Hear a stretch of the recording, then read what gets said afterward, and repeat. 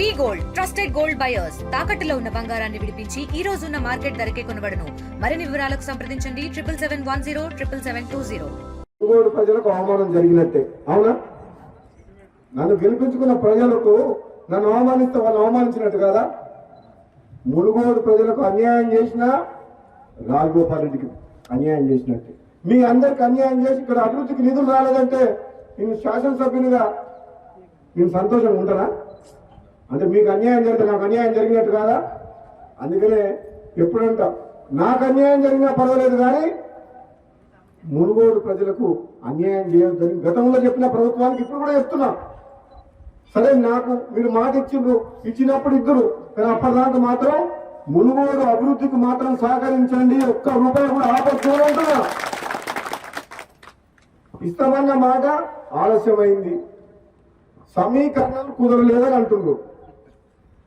ఎందుకు కుదురుతారో సమీకరణం? మనసు ఉంటే మార్గం ఉంటుంది, ఎవరు పుల్ల పెడుతున్నారు రాకుండా. ఎందుకు కుదురుతారో సమీకరణలు? నీకు నన్ను పార్టీలో తీసుకున్నప్పుడు కదా మీ ఇద్దరు అర్థం ఉన్నాను కదా, వాళ్ళకు తెలుసుగా. మన పార్లమెంట్ ఎన్నికలప్పుడు రెండోసారి ప్రామిస్ చేసి మాట ఇచ్చినప్పుడు కదా మీ ఇద్దరు అర్థంలాని. అంటే అది ఎట్లుందంటే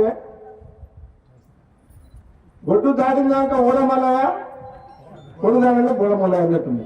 ఇప్పుడు సమీకరణం కుదురుతలేవని మన బట్టి విక్రమార్క గారు అంటున్నారు. ఏం కుదురుతలేవు? 9 మంది ఎమ్మెల్యేలు ఉన్న ఖమ్మం జిల్లాలో 3 మంత్రులు ఉన్నారు. ఎంతమంది ఉన్నారు? 11 మంది ఎమ్మెల్యేలు ఉన్నా నల్గొండకు 3 ఉన్నారు. తప్ప మహబూబ్నగర్కు ముఖ్యమంత్రి ఇచ్చినాం కదా మనం. రేవంత్ రెడ్డికి ముఖ్యమంత్రి ఇచ్చినప్పుడు ఇద్దరు తప్పేంది? ఇదే నమ్మడం ఎవరన్నా తక్కువ ఇద్దరికిద్దరే గట్టలమే ఇద్దరం. నేనేమంటున్నా, పదవి ఎవరికి ఎప్పుడు ఇవ్వాలని కాంగ్రెస్ పార్టీ అధిష్టానం నిర్ణయం తీసుకుంటుంది. ఆలస్యమైనా సరే నేను ఓపిక పడుతున్నా. పదవుల కోసం పాటులాడే వ్యక్తిని కాను. నేను ఒకటేమంటున్నాను, ఈ ప్రాంతం ప్రజలు గతంలో ఎమ్మెల్యే గెలిపించినప్పుడు మనకు ప్రభుత్వం లేదు, టీఆర్ఎస్ ఉండే. ఇప్పుడు ఎమ్మెల్యే గెలిపించారు, మన ప్రభుత్వం ఉంది. కనీసం ఇప్పుడు ఈ ప్రాంతానికి అన్యాయం చేయొద్దు. ఈ మునుగోడు నియోజకవర్గంలో అన్ని రంగాలు అభివృద్ధి చేయాలి. నిజంగా నేను పార్లమెంట్ సభ్యులుగా పనిచేసిన 7 నియోజకవర్గాల్లో, ఎమ్మెల్సీగా పనిచేసిన నల్గొండ జిల్లా మొత్తానికి. అన్ని నియోజకవర్గాలు చూసిన మునుగోడు అంతా వెంకబాటులో ఎక్కడ లేవు. మునుగోడులో రోడ్లు లేవు, ప్రభుత్వ బడులు లేవు, ప్రభుత్వ ఆసుపత్రులు లేవు, కరెంటు సమస్యలు ఉన్నాయి.